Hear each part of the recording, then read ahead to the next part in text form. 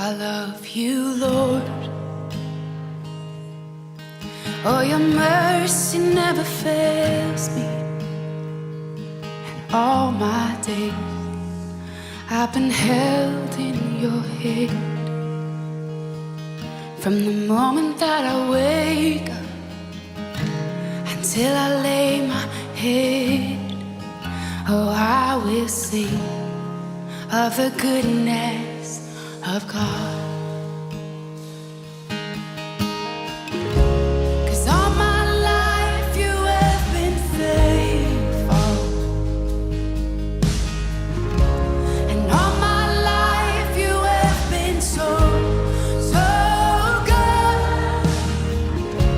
With every breath that I am able, oh, I will sing of the goodness of God.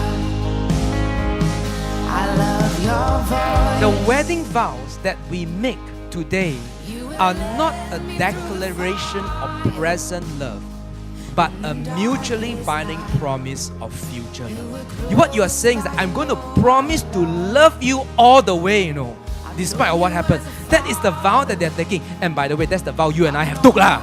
We are not saying I love you, you love me, everything is fine. I'm saying that I promise to love you all the way. That means I promise to give you my love all the way into the future. And all my life you have been faithful. In order to make the marriage successful or the repair attempt successful, there's one essential ingredient, all right? It has everything to do with the state of our friendship. Friendship as a couple is so important because it maintains the harmony, it keeps it going, it keeps it exciting and fun. Friendship forms the foundation for the fun and humor, and it makes marriage enjoyable and makes it endurable.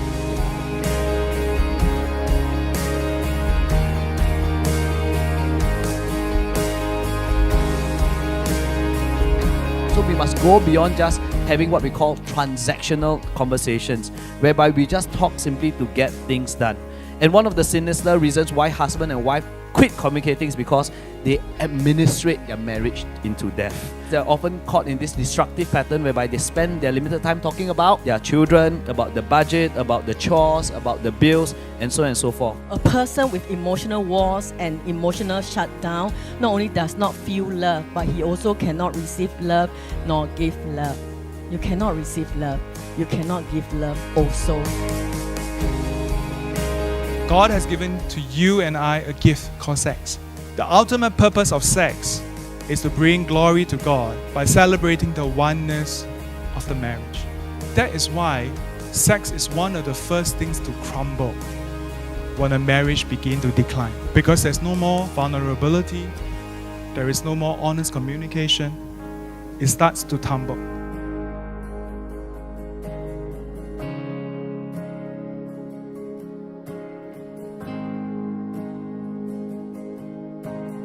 How do you value your spouse? To the husbands seated here today, is your wife the queen of your home?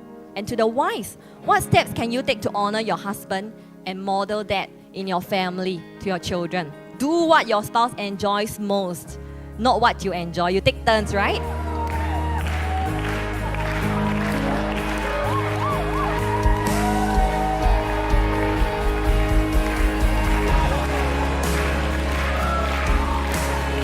I think there's so many marriage counseling courses out there, but I think this is special because it doesn't just give us the basic from a biblical standpoint, but there's a lot of emotional healing. I felt very liberated because that was a breakthrough on my limiting mindset towards being a better mother. And because of the breakthrough that I had, I also feel there's liberty in the spirit in my marriage, and I feel that I can love him even more. I can give myself to him even more. Over here, we have time to really identify and sit down, really heart to heart, and identify the problem that we have and really pray through it, discuss and see how we can solve the problem together. So one of the highlights for this retreat was how open and transparent all the pastors were. Through all the transparency and the openness, we realized that a lot of the struggles that we go through were the same, and it encouraged us that there were a lot of things that we could also work through together. It's really an eye-opener for me. We have examples of various couples coming in, the sharing of the pastors, the sharing of real-life example that I can relate to my marriage. I think this is